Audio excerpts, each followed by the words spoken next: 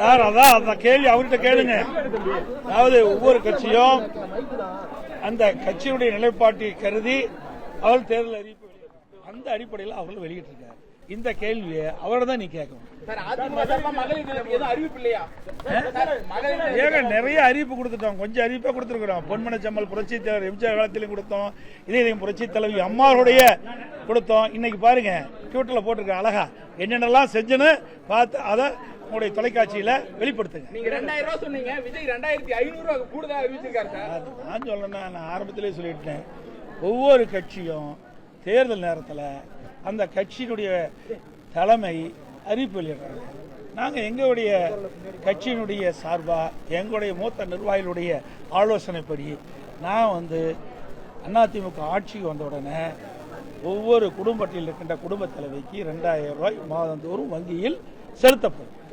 அதே போல இன்றைக்கு அம்மா இருசக்கர வாகனம் அம்மா அறிவிச்சாங்க, திமுக ஆட்சியில் நிறுத்தப்பட்டு விட்டது. மீண்டும் அதிமுக ஆட்சிக்கு வந்த உடனே ஒவ்வொரு அம்மா இருசக்கர வாகனத்துக்கு வாங்குற மகளிருக்கு 25,000 மானியம் கிடைக்கப்படும். 5 லட்சம் பேருக்கு கொடுக்கும்.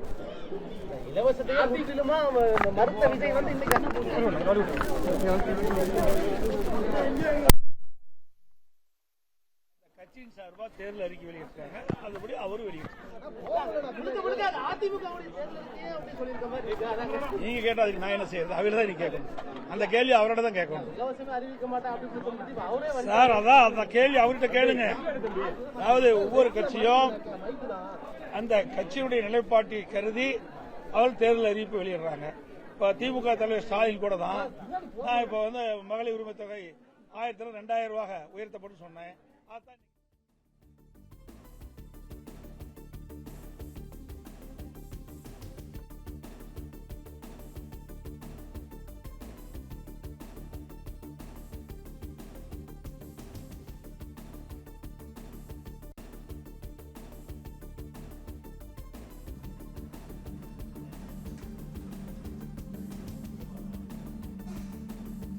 சேலத்தில்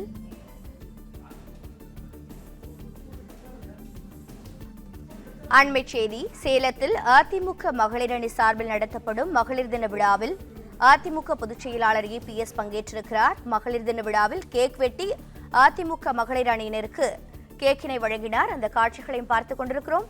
விவரங்களை செய்தியாளர் ரமேஷ் வழங்கிட கேட்கலாம். ரமேஷ் வணக்கம், விவரங்களை தருங்கள். அதிமுக பொதுச் செயலாளர் எடப்பாடி பழனிசாமி கடந்த சில நாட்களாக சேலத்தில் தங்கியுள்ளார். நேற்று பிரச்சாரம் முடித்துக் கொண்டு விட்டு நேற்று இரவு சேலத்தில் உள்ள அவரது இல்லத்தில் அவர் தங்கியுள்ளார். இந்த நிலையில் இன்று காலை அவரது இல்லம் அருகே அதிமுக மகளிரணி சார்பில் மகளிர் தின விழா கொண்டாடப்பட்டது. இதில் அதிமுக பொதுச் செயலாளர் எடப்பாடி பழனிசாமி கலந்து கொண்டு கேக் வெட்டினார். பின்னர் விழாவில் கலந்து கொண்ட அதிமுக மகளிர் அணியினர் அனைவருக்கும் கேக் வழங்கி மகளிர் தின வாழ்த்துக்களை தெரிவித்திருக்கிறார். இதில் சேலம் புறநகர் மாவட்ட செயலாளர் இளங்கவன் மற்றும் ஏற்காடு சட்டமன்ற உறுப்பினர் சித்ரா மற்றும் மகளிர் அணியினர் திரளாக கலந்து கொண்டிருக்கிறார்கள்.